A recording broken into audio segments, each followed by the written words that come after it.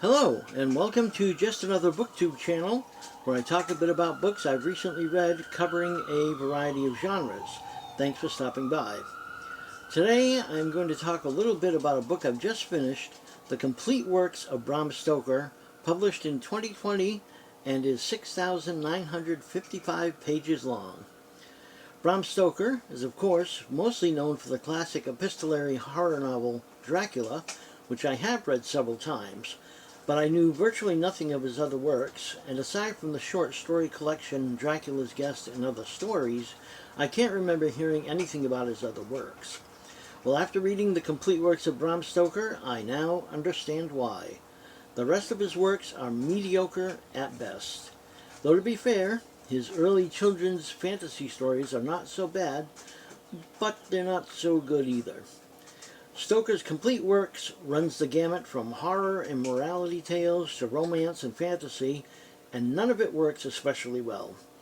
His tendency to be verbose, why use 2 words when you can use 20, and the repetitiveness of his ideas, especially in his romance stories, gets quite tiresome.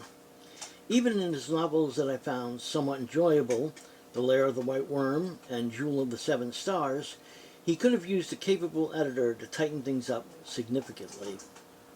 I was quite disappointed in Stoker's works overall.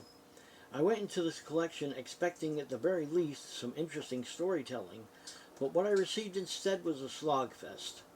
Before I was even a quarter of the way through this collection, I was rather bored and dismayed, but I kept soldiering on, hoping that there might be some hidden jewels which would make the trudge through this book worthwhile. But it was not to be. While I do recommend reading Dracula, which, while not a perfect novel, suffers least from Stoker's excesses, and the collection Dracula's Guest and Other Stories, again, far from perfect, but generally fairly good, I don't see why anyone would need to suffer through Stoker's complete works, unless one is a masochist. So there you have it, The Complete Works of Bram Stoker. I strongly discourage anyone from reading his complete works.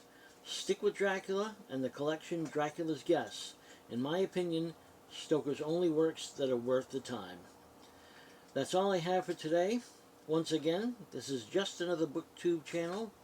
Thanks for watching, and until next time, take care.